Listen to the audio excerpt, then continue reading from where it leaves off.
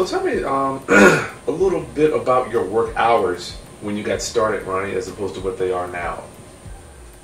Because when you're starting, just like any plane that's taking off, it takes the most power just to get the damn thing to move. Yeah. When you're in coasting, it's like put it on autopilot and you're using less fuel, no momentum, basically. I still send emails from my couch on the weekends from my iPad. I have a follow-up system, so I like to do that. I think it's fun. But in the beginning, my work hours when I was 28 were 6 a.m. until I fell asleep. You know, so just because you're not in the office doesn't mean you're not working. Yeah. You know, you can be working, and there are certain things about your business you don't want to work on. I call it eating your vegetables. You gotta eat your veggies. The fun stuff's always going to be there and easy to do, but the hard stuff like making cold calls and you know, how many networking events you're going to go to, how many times you're going to present your value proposition. Yeah. Nobody wants to do that, but the quicker and the more times you do it, the better you get. Well, you were doing, I know back in the day when I never saw you, 6 in the morning, I mean, you were working at the car lot, I mean, every day. You lived in a different state. I'm talking about even when I came to visit you, I didn't see you. Oh yeah, because I was chasing money. That's when you were riding my motorcycle all over Minnesota and I was at work. Yeah, because I thought I didn't ever want to miss out on anything at that point. I wasn't even thinking about being an entrepreneur then, but I had a work ethic. You know, I think having a work ethic of just showing up. Some of it's osmosis. I mean, if you just get to the show up part, that's the hardest part. Like if you are struggling with working out, the hardest part is just walking into the gym door. Yeah, it is. You know, so but once you get there, then the rest of the stuff you can do a lot easier. Well, still people I meet, they say I want to be my own boss, and they think they can just wake up the hell whenever they want, go to bed when they want, they push a button and the problem goes away. They hire a company to fix a problem. If they've got a lot of money, they can do that. But you probably still go out of business at some point because you'll run out of money. Yeah. Because you need the hard, slow lessons. Well, the failure. Well, you're being an entrepreneur, people think, I'm going to ask you, do you work less starting or do you work more? You work more. You work more starting. You work yourself to death. Those are the challenging years that determine if you're going to do it or not. You know, everybody laughed at me when I started my business. You know, they thought, how do you make money at this? You're never going to be able to do this. Like, literally laughed. I had a customer laugh at me once, like, I don't even know how you get paid doing this. You know? And so, so those things, you talk about iron sharpening iron, they forge you. They cultivate your mentality and your toughness to get through it. But you still have to put the time in. I mean, help me understand. One of the best lessons I learned about my business was when I was telling my wife, I'm going to go get a roofing job to help make more money. And she asked me, how many hours are you going to work a week doing roofing?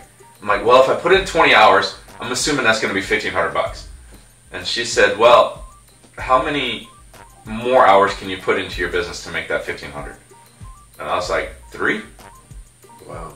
And so it was a very easy math problem. It was like, well, I need to work more. I need to put in more time. I need to work harder. Wow, man. Well, I think a lot of people that are starting out are working a job already, so they kind of think that it's overwhelming to work 8 hours a day, then come home and work too, maybe. I never had to do that. I basically, well, I mean, I probably could have or should have at one point, but I don't like the distractions. I think you should focus on your craft and work on it. I bet it's challenging. Me neither, bro. I've been fired. Have you ever been fired, Ronnie? I mean, oh yeah, man. I get fired all the time. Well, people fire you now. Yeah. I mean, from a job? Yeah. Well, it was a toss-up. I think. Where was I at? I was somewhere in Colorado, and one of the other, they brought me on to be a manager to replace a manager who was still working there. It was super awkward. And me and him almost got into a fist fight on the dealership show floor because we were, you know, and they brought me in to have a big conversation with me, and I knew where it was going, and I was like, you're not going to fire me, I quit. Nice. So, yeah, I walked out the door. Napoleon Hill says that having a pleasing personality is one of the keys to being successful. Well, I guess from him, he says to being rich. And rich is not just for money.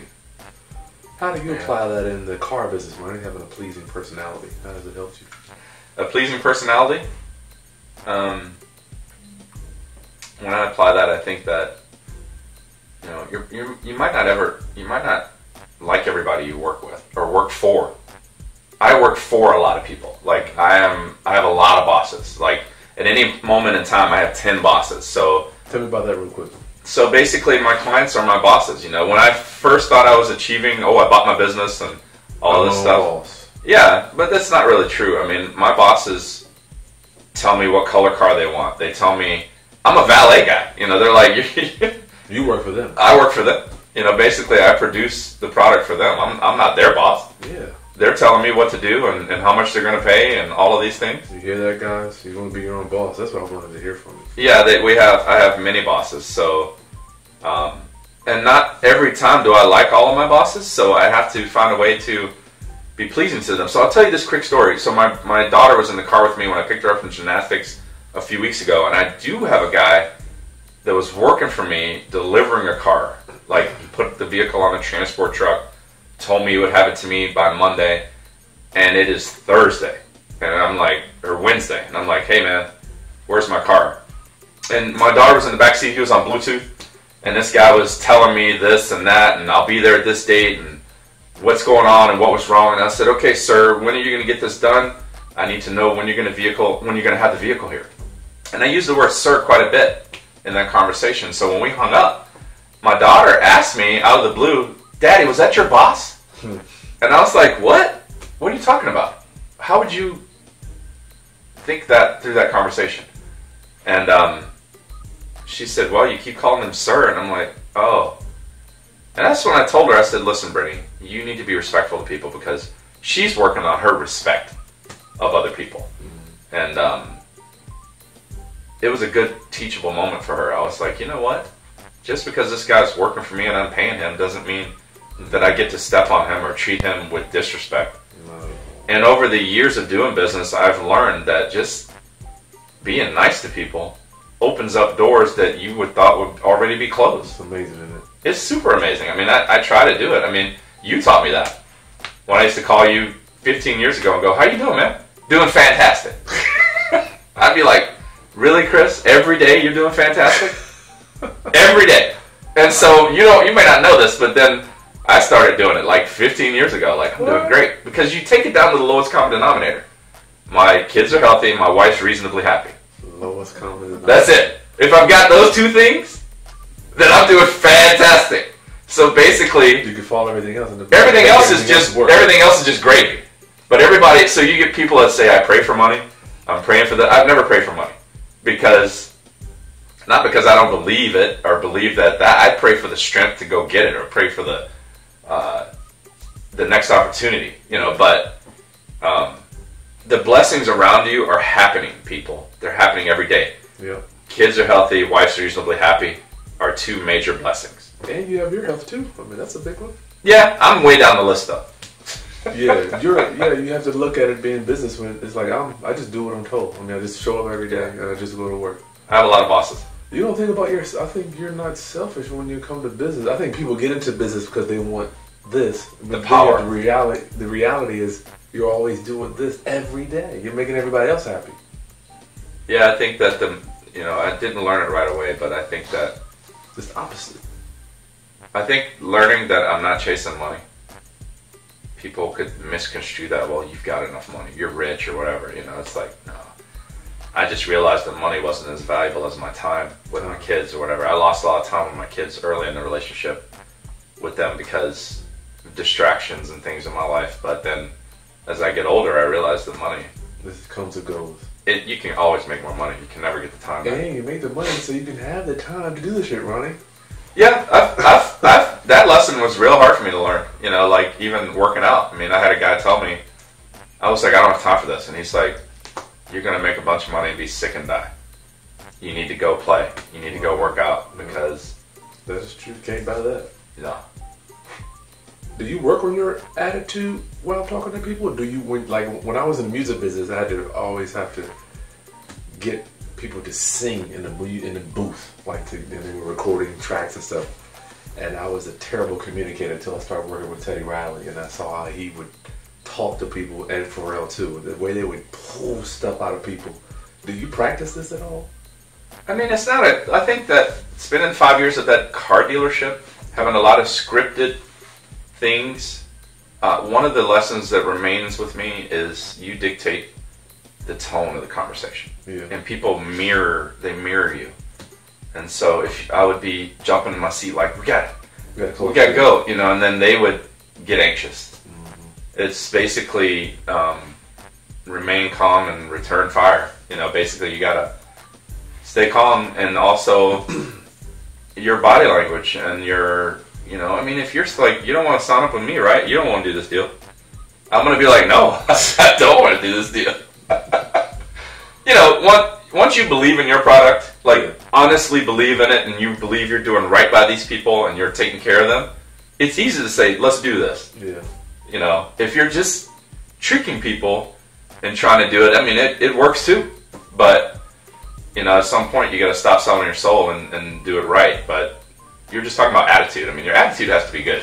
I heard you mention something about listening too. Dan Kennedy says the art of listening has been lost in America, Ronnie. Yeah. Husbands don't listen to wives. Parents don't listen to kids. I still don't listen to my wife. I mean, I try to. I try a lot harder. But she's in the room. But, you know. You come on in, girl. I think one of the biggest things is when I'm at a networking meeting or meeting with other people that I'm just meeting for the first time, asking them about what they do and actually listening to them. Yeah. You can learn I think it's interesting too. Vast amount of things. To know what other people are doing. It's so interesting. Like, I know what I know. That's the magic, is actually being interested in it. You know, everybody wants to know how I can earn friends and make more money and do that. Oh, do you know if I listen to this dude for 5 minutes, I get some money, but you don't know nothing about him? I mean, you know, when you go to a networking thing with, here's a tidbit. You go to a networking meeting with 500 people there, your goal in the first 5 minutes is to pick 5 people that you actually want to connect with. And then go connect with those 5, get their business cards, and listen to those 5. And then have fun with the rest of the 495, because you can't please everybody. Yeah. You know? And you don't try to be, Dan Kennedy, another thing he says, that you can't be all things to all people. It just doesn't work. I'm still learning that hard, slow business. You know, pleasing everybody, making them all happy. But you have a specific client. Like for me, I know the type of seller I'm looking for. We call them motivated sellers in the real estate business. Yeah. Ronald Grant says, I don't do business with people that don't want to do business with people with me. I don't do business with people that don't want to do business with me. That's a life mantra people should learn. You know, I want to be with somebody that wants to be with me. Yeah. You know, I mean, if you don't understand that mantra, it's because you haven't learned that lesson yet. But I think people can make business real challenging. But they're close relationships and business. They're the same thing. You know, whether you're trying to force a relationship to go. Yeah. You know, in the past, it was like, oh, if I quit playing football, then this girl will be happy. You know, or whatever. When you learn, I want to be with somebody that wants to be with me, your life becomes a lot easier. I mean, the same thing in business. You know, when I'm working with a client that if I have to convince you to work with me after 20 minutes, I know at that point I don't want to work with you. Yeah. This is not going to work for either one of us. We're not going to be a good, compatible partnership. You got a name for like for real estate people, we call them motivated sellers. Do you have motivated buyers, or what is it? People that want cars? Until you said that, I don't think I've ever thought about what to call them. You got to think about it. You know, they're basically clients that have the means to purchase the car and want to work with me. Gotcha. You know? So let's get you out of here, man. James Allen, as a man thinketh, I always like to ask, what do you think you sacrificed, Ronnie, to get here? A man that sacrifices, he says, a man that sacrifices little will gain little. So you have to have had sacrifice something to get what you have. I think that, I thought about that a little bit. I think that if I went back through it, I would say I sacrificed a lot, but maybe that's just what he really meant, is like in your own mind, you have to feel like you're sacrificing everything to achieve your specific goal. Mm-hmm. And I've done that with working out or military or whatever, but at this age, I don't feel like I've sacrificed much, you know, for the trade-off of my time and watching the kids grow up and things of that nature. But your time was a big one, Ronnie. I mean, you worked so many hours. But you know what though? Yeah, I agree. I mean, I didn't get married till I was 36, so that's what I'm saying. I think I'm not a good person to in that bubble, you know, because when everybody else was getting married and having kids, I was working on this thing. So you will say maybe I sacrificed. Time, then. Yeah, I mean, so my kids will be, you know, I'll be old. I'll be 60 when they're 20. So basically, it was. I had a sacrifice a family. Then you had to sacrifice not having a family. I mean, I think that's a pretty big sacrifice. Yeah, I didn't have what most people had, you know, and I didn't. I'm not saying you had to have what they had. I'm just saying you didn't want to have a family in your 20s. Yeah. Well, some people did. That is a sacrifice, right? I never thought it would be even possible, you know, because I was too busy working on what I wanted to achieve. Yeah. Well, that is a sacrifice. Yeah. All right, I'm not going to hold you. I'm going to get you out of here so we can go to lunch. We're here in D.C. Beautiful Memorial Day weekend. I want you, real estate guys, we have what we focus on. I had a great mentor coming up, Ronnie. Lonnie Scruggs, I'll show you a picture, taught me how to set up my self-directed Roth IRA and put real estate in it and loan money out of it and do all that stuff. What have you set up for your retirement? 1 second, Dad. I'll be out in a minute, okay? Did you get my clothes? I'll be out in a minute. Hit that door. I'm going ahead and get them. Okay. I mean, you gonna get them? You gonna make go get them? You'll get them. What did you do in retirement? That's my dad, by the way. Yeah, that's Dad. So I have a three-pronged thing. I have, you know, the traditional investments, and then the Roth IRAs and all that stuff, and then real estate portfolio. So still getting back into real estate. I have 4 real estate properties. So basically, 4 rentals. So basically, you know, the goal is to have them paid off before I'm done working, which will happen in the next 12 years. So once that's done, and then my business, you know, so the business, we're generating about 3.5 million in revenue right now. The goal is 10 million. So by the time I'm 60, I don't think I'll ever retire, but I won't have to work anymore. My brother's daughter just walked inside. What are you guys doing? Come here, Brittany. So you can come in. What? Sit All down. I want is $2. She said, "Oh, she wants $2." Okay, so we got retirement covered. You see, when we talk about entrepreneurs, you still lead back to real estate. Yeah. I think everything comes back to real estate, Ronnie. But eventually, you got to own some real estate. Here's one. I think you have to have real estate. But, you know, I think that the biggest mistake people have, even in business, is, and you talked about it earlier, people want to talk about stuff. I don't think, just do something. Start somewhere. And the same thing investing, if it's $25, start with $25. Start waiting. Start. Yeah. You know, once you get started, you cannot, compounding money is one of the best benefits you'll ever have. You already won the lottery, like Gary Vee says, you know, you won the lottery, you were born a human being, not an ant. And you were born in America. So it's like, that's like the ultimate lottery. So basically, if you got $25 to put away a month, you need to find that $25 and get a planner and put it away. Start where you can start. And I think people just think that it's such... I did that, brother, and I can vouch for that. I started with $50, $60, you know. I didn't have shit. But I think people see such of a mountain that they think $100 is going to be irrelevant. You know, they don't, and then they never start. Well, that's because while we grew up, you know, our grandparents, remember grandma saying, "I got y'all $100 CD." I'm like, what's that going to be worth in 30 years? $100. They didn't even understand compounding money. I don't even know why people even buy those things. I think they have a place when you have so much cash, you have to put them somewhere so that it remains at the same value. But, yeah, you got to start with something. If it's $10, $20, you know, life insurance is a big deal. You know, people should have it. I had a guy try to talk me out of. I got $1 million for $122 a month when I was 38. 30-year policy. Same thing I got. And I had a guy tell me, well, you could just put that money away. $120 a month. They've never had it for that. You never have $1 million to leave anybody. So start somewhere. Start at $25. Start where you can. Yeah, you have to go to Goodwill and get shirts instead of buying your typical. Yeah, I'm done. I don't do that. No more name brand $100 shirts for me, man. I'm done with it. Yeah, Tori's making our shirts now. Eventually, I'm gonna have shirts with my own stuff on them. You have your logo on it too, maybe. Yeah, maybe that's what we should be doing, is wearing auto search stuff all the time. And then sell them. So let's get you out here, man, so we can go to lunch. Okay, what was the one thing you want to leave our viewers, Ronnie, that you would help them in their business and the journey of entrepreneurialism? Entrepreneurial. The one spirits. thing, I think the one thing is that you gotta be consistent. That's like my go-to thing. Consistent or non-existent? Consistent. You need to be consistently doing something to elevate your game, your craft, or Is it an everyday thing, every week? every minute, every day, every hour, I'm every just saying week. you have to. What can they focus on? Is it? I mean, they can't focus on that at every moment. You might have to focus on just showing up for a while. Sometimes I remember those days when I'd show up, nothing's going on, I can't get motivated, but I still showed up for a few hours and then went back home. Yeah, so you may have to start there.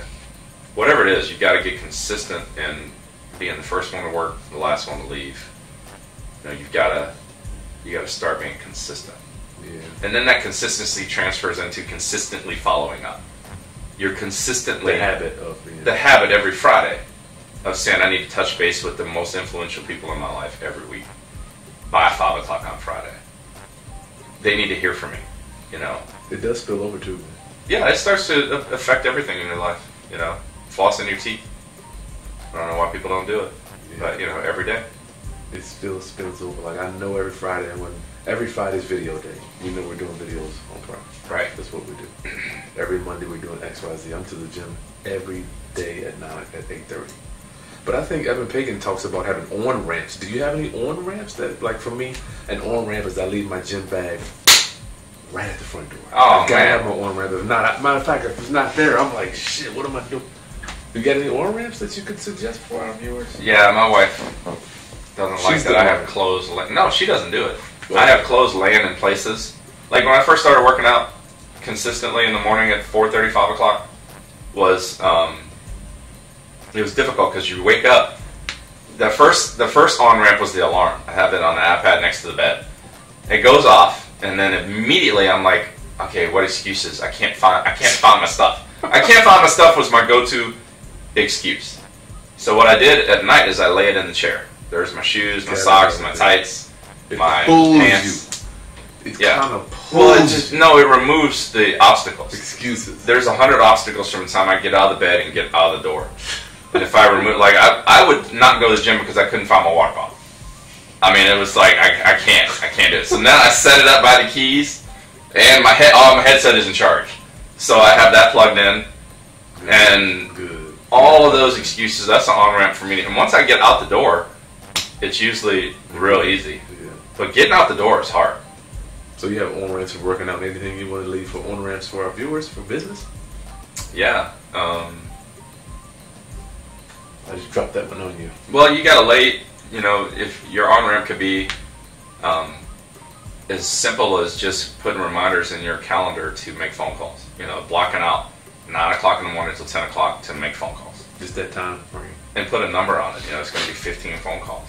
You know, success is in the numbers. It's not really in any magic. If you do enough work. A guy taught me, he said, you know, Ronnie, people that are amoral and have malicious intent, if they do follow-up and business properly, will be unbelievably rich. Which is a very sobering thought. I got a phone call from a company that said, hey, we need the model number to your printer. I'm like, this is a scam. Why do you keep doing this? And she said, because it works. That's what she said to me on the phone. They want your printer number so they can... Ronnie gave me the printer number so they send you the ink and a bill and then run you through collections if you don't pay. Oh, wow. It's a scam. But if they do 1,000 of them, they make $1,000. So if you apply the same work ethic, you have no choice but to be successful. You get pulled to success habitually. Yeah. Well, thank you, Ronnie, for your time, man. This has been great. I get to interview my brother. Pass it on to you out there, TV land, and pass it on to future Haskins, Ronnie, that will hopefully view this. And isn't it amazing how we both ended up being entrepreneurs? Like I just couldn't keep a job. I got fired too many times. I think that just beat us into submission. We had to do something. it started with paper routes. I mean, you know, we had paper routes and I did have paper routes. working for church people and pumping gas, and you know, it was just never. I mean, we But never he were was a allowed to sit regular still guy, around the though. house. He was just a 9 to 5, go home. And his biggest things was, if you're gonna do a job, do it right. Don't half-ass do it. And it was always. He had some good work ethic. His He work shit ethic with was pride. crazy. Do it with pride. Yeah. I didn't take pride in my business until about 5 years ago. Right. Yeah, I mean, that's all back to crazy dad. So my dad has ended up, even though he has PTSD and he's an alcoholic, but I still love him. We can still pull some good stuff out of him. Yeah, I feel bad giving him the credit, but you know, one of the big things is like, you know, these parents nowadays that, God bless you if you got a 25-year-old living with you, but my dad made it so uncomfortable for me to be in the house that we thought he was crazy. But when I look back 20 years, 30 years now, you know, when I walked out of that door, I didn't want to be there because it was so uncomfortable. You know, he didn't make it comfortable for me to stay there. It never has been. But I never went back. Never went back home. At least you come visit every 10 years. Every 10 years, we have a bicentennial. Okay, guys, if you got any other comments, share this. If you have anything, other business advice that you can share with us, please put it in the comments below. Thank you to my brother, and probably do another video in another 5 years and a holiday in the near future. And like the content, subscribe to my channel. Chris Haskins, Real Estate Roundup. I'll see you next time.